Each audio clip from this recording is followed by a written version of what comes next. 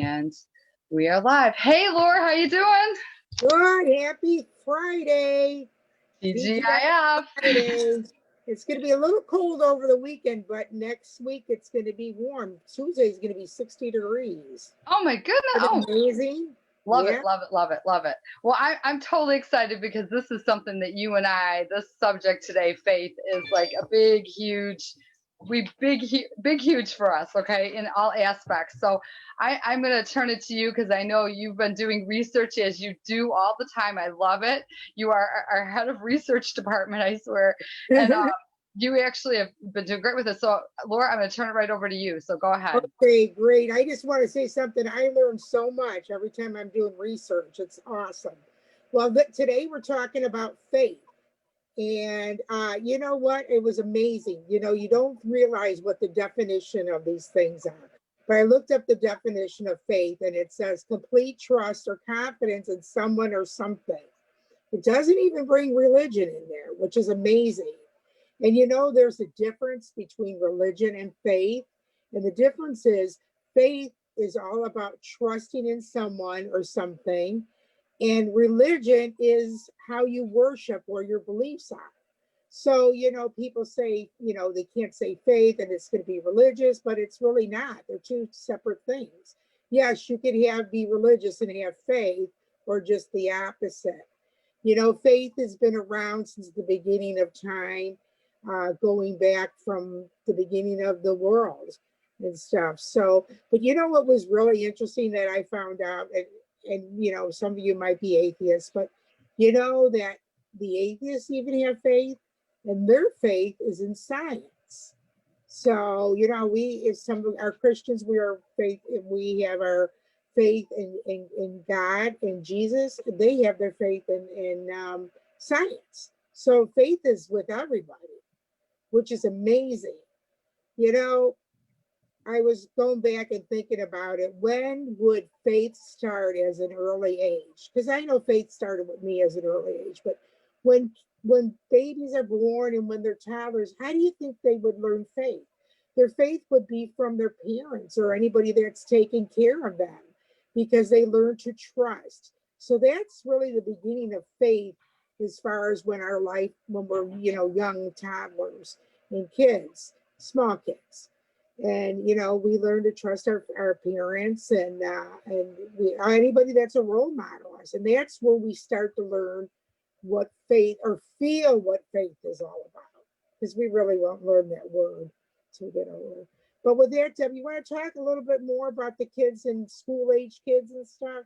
Yeah, and I love what you were saying. Like, it's really interesting. I think that if you think back to your childhood, and then I'm blessed to be around my grandson all the time, and I look at, they have the faith in us as the caregiver at the time, and whatever we tell them to do, they don't always listen, but they have faith in that we're telling them the right thing. It's not, the food on your plate is not too hot to go ahead and put in your mouth.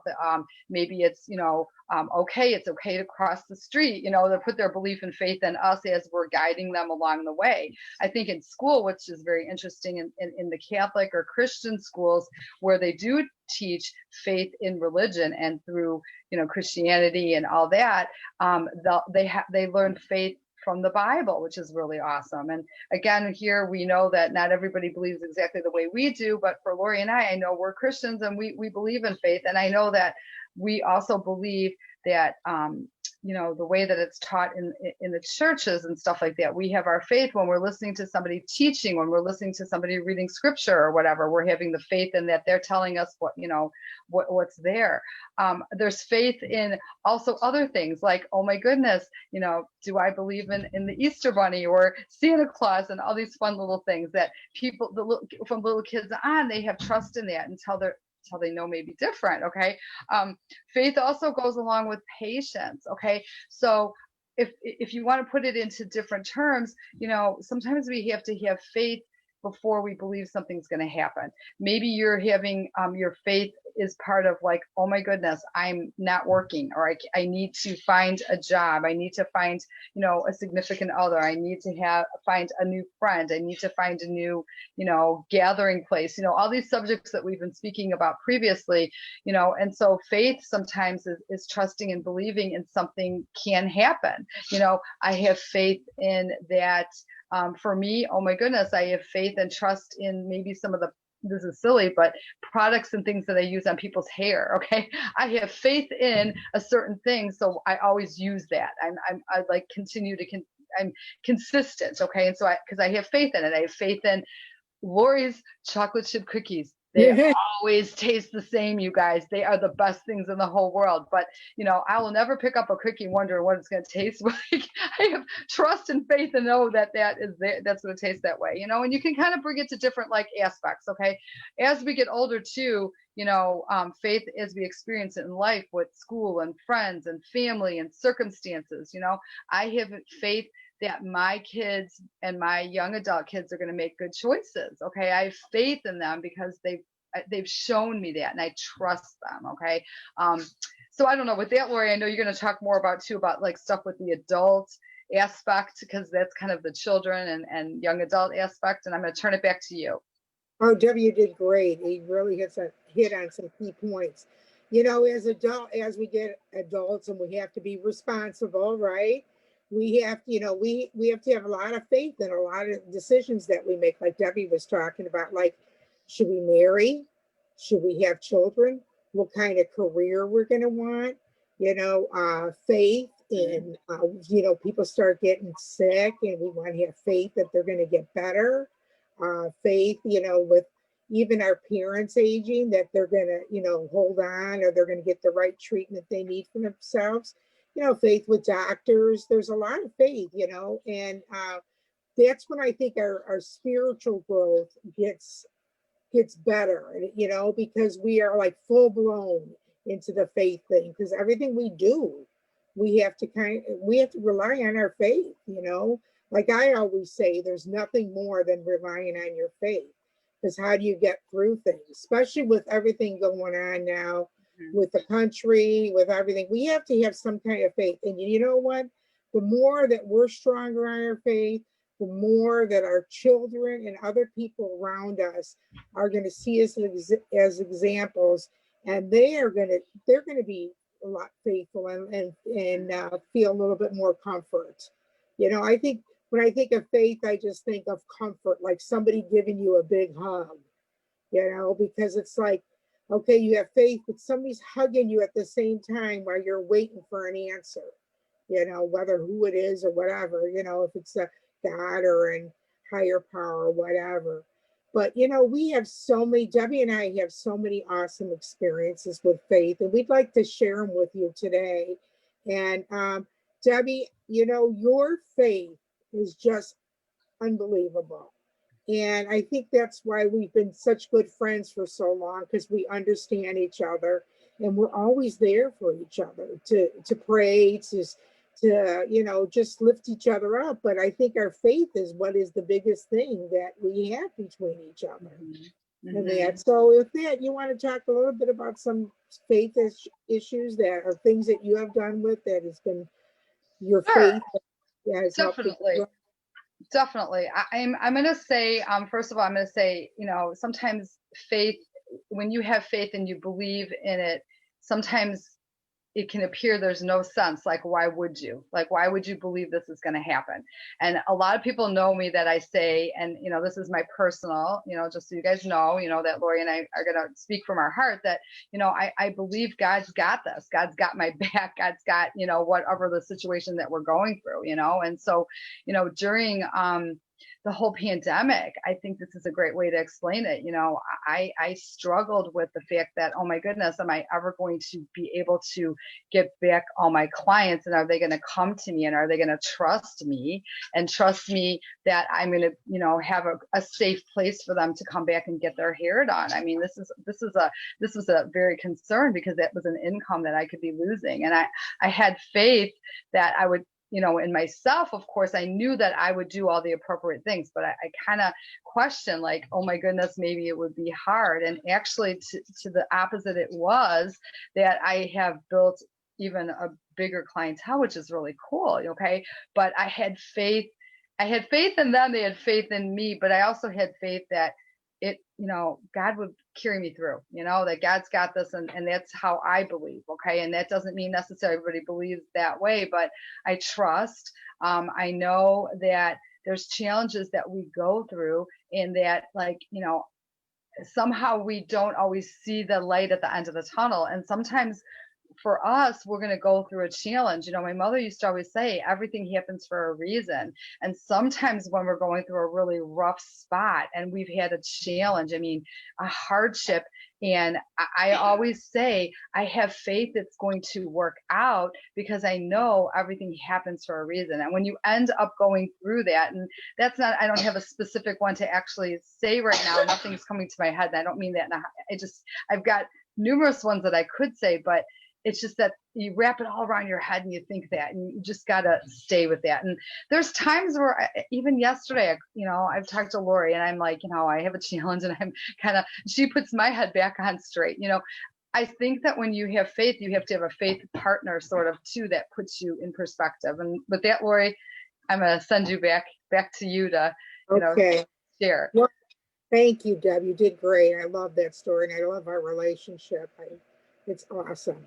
But I want to just put a shout out to Joan for the other day when we did the interview with her, and Joan Auberly, and she has a book called The Dance. And if you want to look back at that video, you can. And it was on Wednesday.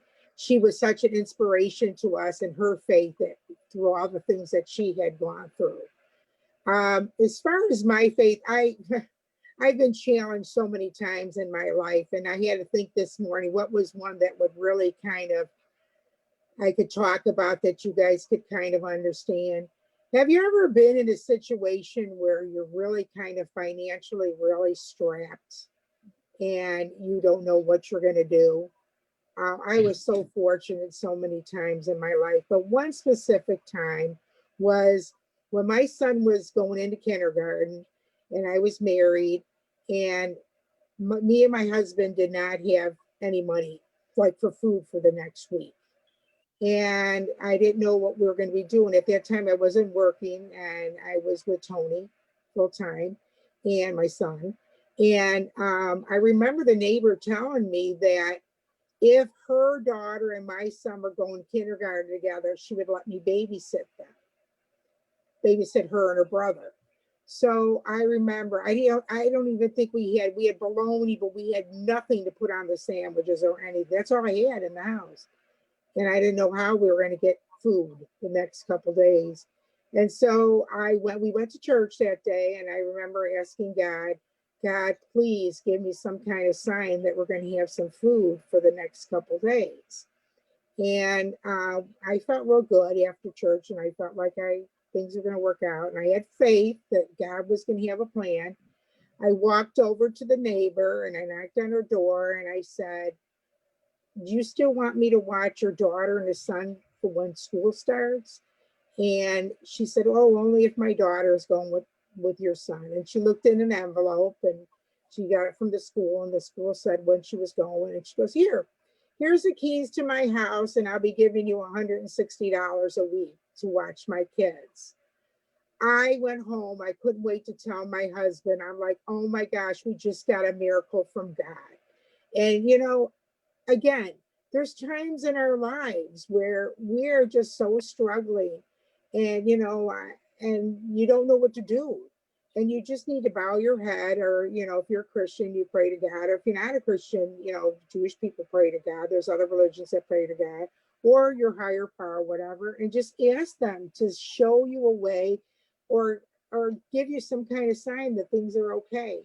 Every time I've done that in my life during a really, really hard time, God has always come through to me. It doesn't mean that every time you ask God for something, you're going to get it right away, but it'll be at his timing. But that was just unbelievable. I remember beaming, my face was just beaming, thinking, we just got a miracle. I just got a job watching two children and making $160 a week. We will be able to eat.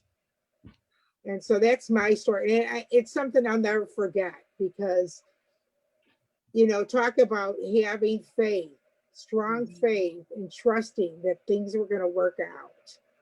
So yeah, that's my story. I got a lot of other ones. If anybody ever wants to know, give me a call or send me a message.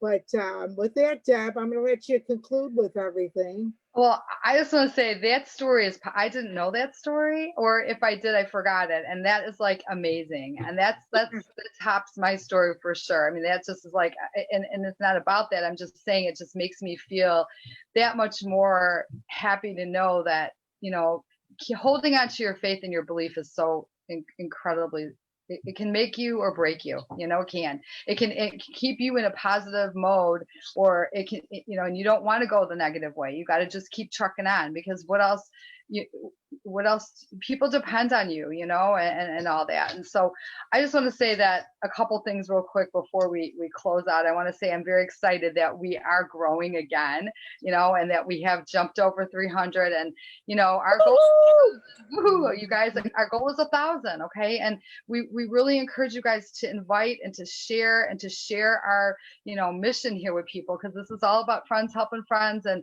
us two ladies are just, you know, like really kind of like the what's the word I want to say, the vessel, or the transmission of trying to help others and have others through us, through other people that can help, you know, and stuff. And so with that, I just want to say that, hey, Laura, what do you think would be a great subject for next week? I've got some ideas. What do you think?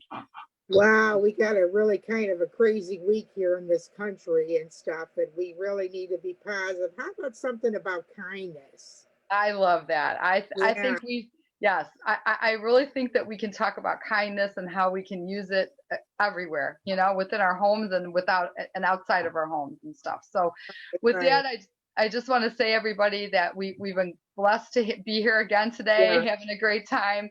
And we hope that you guys enjoy what we're doing, and feel free to actually make comments and share again positive things on our Facebook, you know, group for the health and wellness of you. Of course, nothing negative, nothing political. We're like, no, but please share the good stuff, and also, you know, share what we're doing with others. Okay, guys. And with that, we're going to say, be healthy, be well, enjoy your weekends, and we'll see you next week. Okay. Bye-bye.